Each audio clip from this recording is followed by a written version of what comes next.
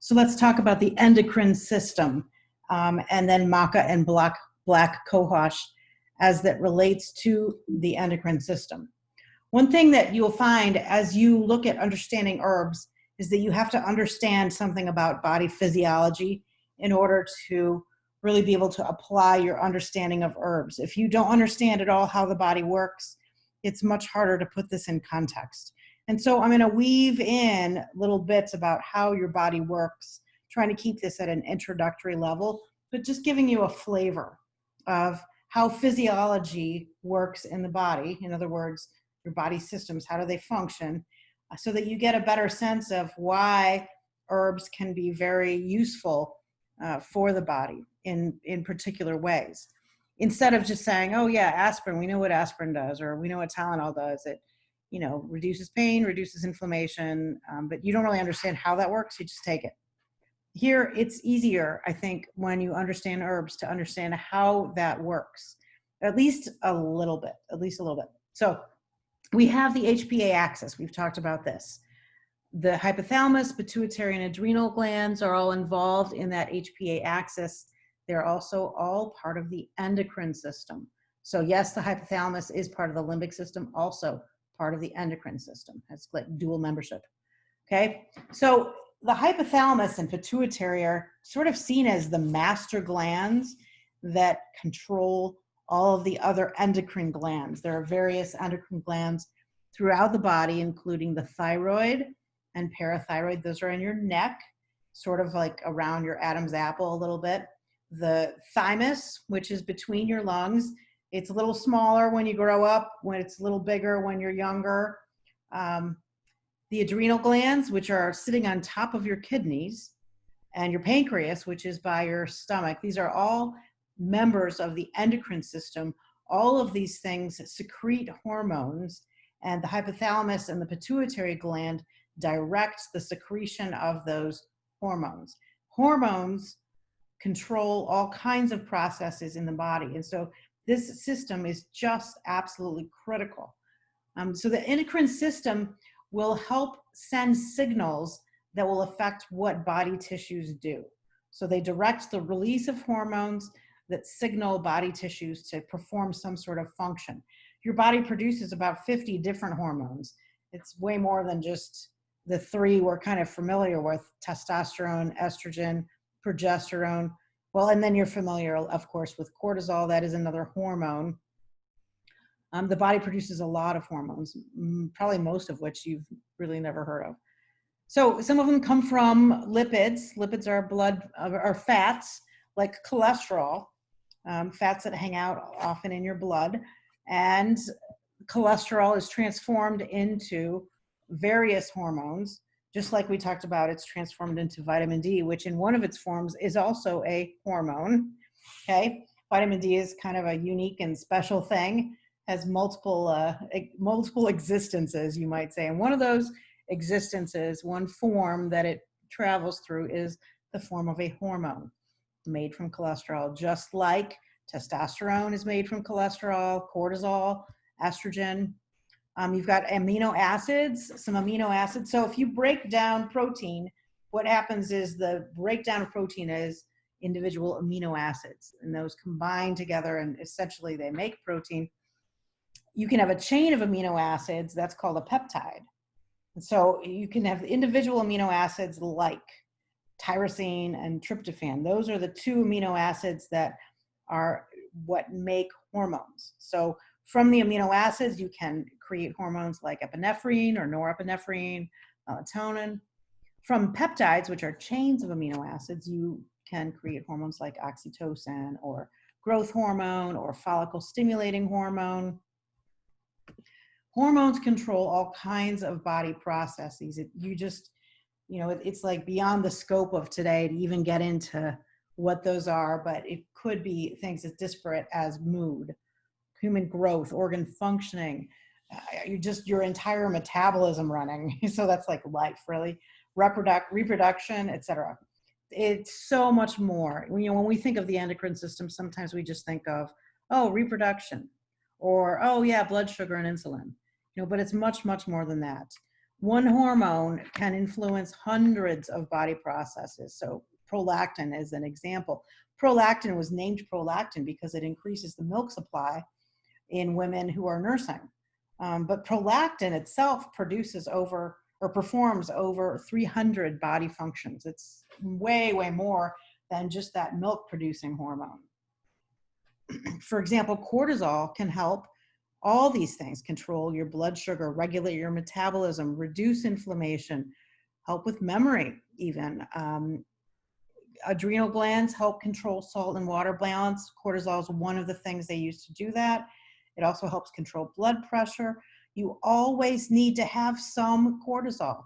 You need to have a baseline amount. You won't wake up very well if you have cortisol levels that are way too low.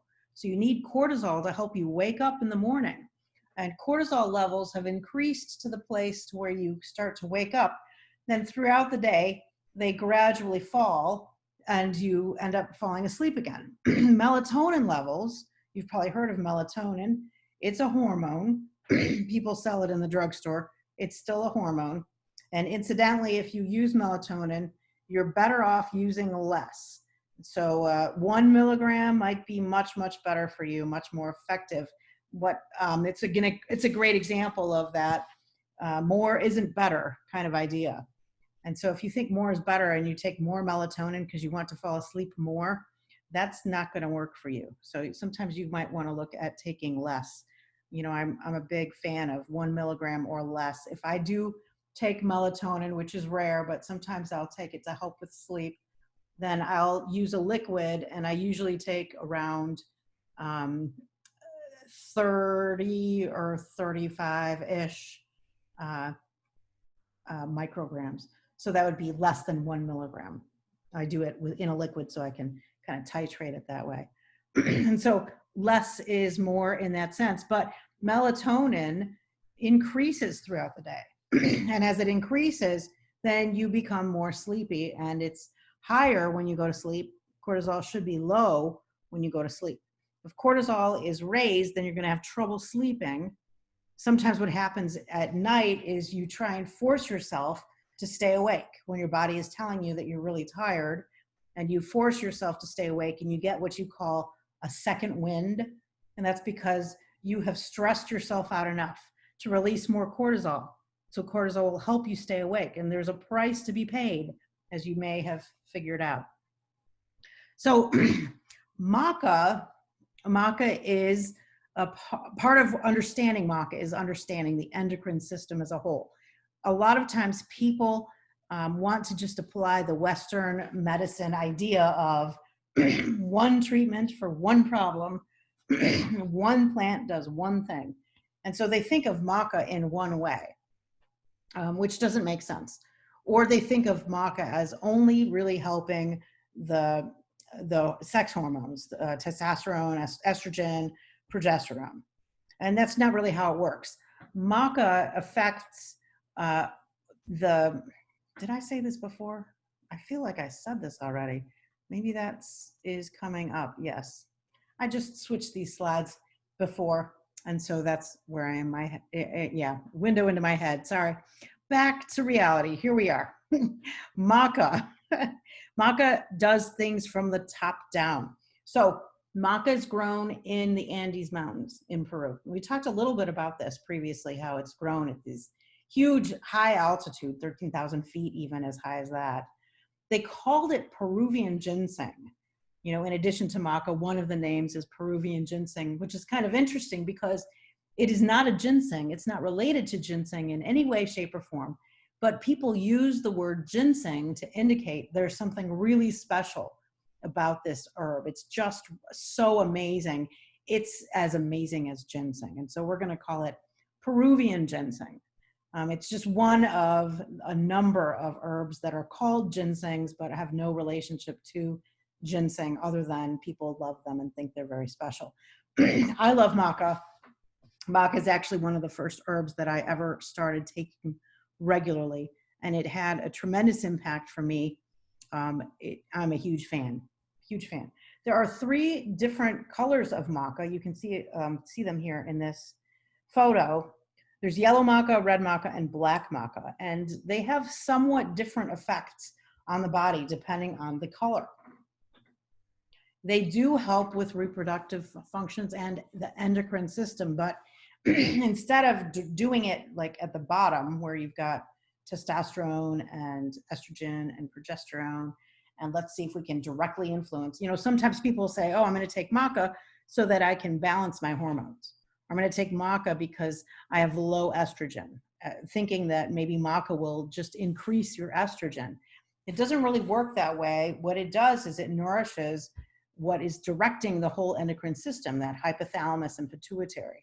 And so it nourishes there, sort of nourishes from the top down, which is much more preferable because you want the big picture. So if you want to influence anybody, you want to influence the people at the top so that that will trickle down through the entire system.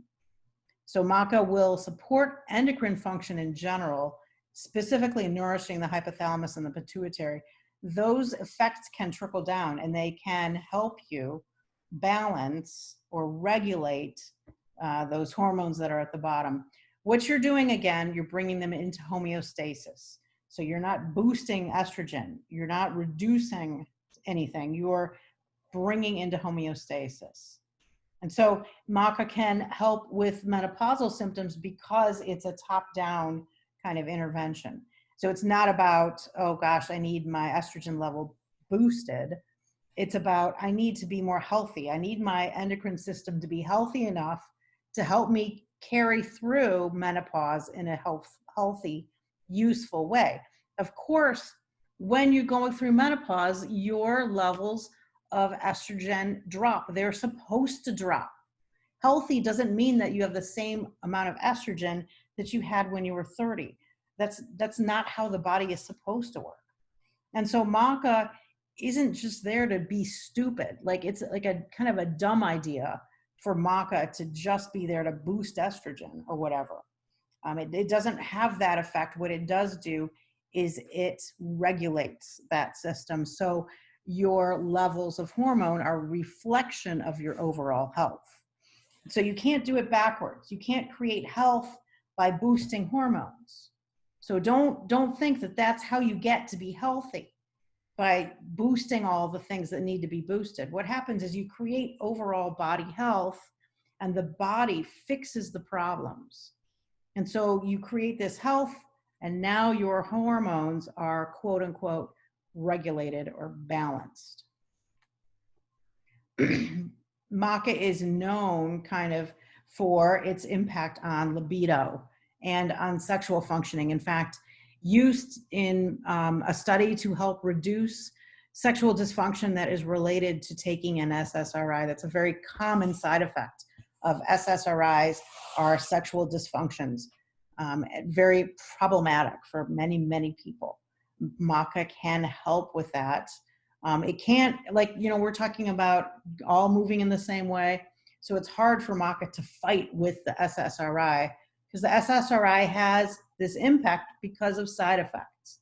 And so it's like you're taking this drug and it's doing one thing on purpose and then it's doing a number of other things, not on purpose, but yes, on purpose because that's what the drug is going to do. It's just not what you wanted. And so you want one of the effects, all the effects you don't want that are still effects of that drug, those are what you call side effects. But they're all effects. And so that drug is going to continue doing those things. Maca can sort of intervene and help a little bit, but it is a little harder when you're fighting the drug and you're getting those effects of the drug all the time. Maca does improve libido. It does improve sexual functioning as appropriate. And so it's not like it's not like a regular medication where it's just going to do that no matter the context. You always think of herbs will act in the context of your body. And so let's say you're a 5-year-old kid and you're taking maca for some reason. You're not going to develop this huge libido that you wouldn't have had otherwise. What happens is if you're healthy, if you are a healthy person, then you should have a healthy libido. It sort of just goes along with being healthy. And so if you're healthy and you have a good libido, that is great. If you're healthy and you're 5, you're not really supposed to have a libido yet. You're 5. okay? And so you're going to be healthier, but you can't think that maca is like a drug. It just doesn't automatically do libido across the board. What it does is it does health. It creates better health, and then the body will engage in the physiological processes that are relevant and important and appropriate.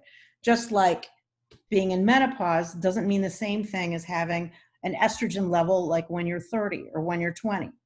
Just like having a libido when you're 20 or 30 or 70 isn't the same as having a libido level that's appropriate when you're 8. Okay, so we're talking about improved health. A healthy person, depending on their age, has a healthy libido, has a healthy function, but function changes across the lifespan as it should. And so herbs will support your body and your lifespan health. They won't just do one thing no matter what. Next herb we're going to briefly mention is BlackCohosh.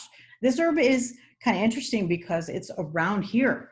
It's around here. It's native to Eastern North America. Indigenous Americans use this. They called it squaw root because it helps treat uterine disorders. We're going to talk a little bit about that in a second. It promotes and restores healthy menstrual periods, just like maca will do. Maca will help regulate and restore a healthy menstrual period, not because it has a direct effect on your menstrual period, again, but because it is affecting your whole endocrine system and creating better health. And then once that endocrine system is in better balance, has better nourishment, it can function better. And one of those functions is having a more healthy menses. BlackCohosh can soothe irritation and congestion, promote healing after birth. It was used by Native Americans to ease birth, can help with pregnancy, relieve pain, relieve distress. So there's some sort of a psychological function there. Just to be clear, BlackCohosh is not considered to be an adaptogen in general. It's not an adaptogen. It is an herb, though, that can be extremely healthy and helpful in terms of targeting that endocrine system.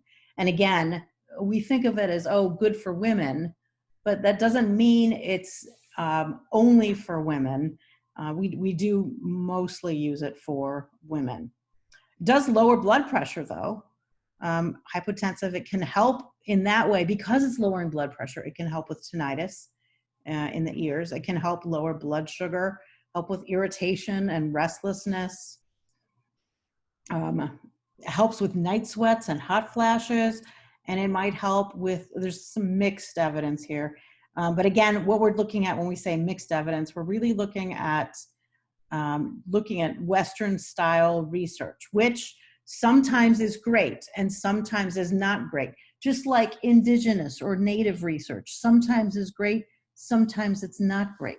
And so you have to be able to see data is not definitive all the time.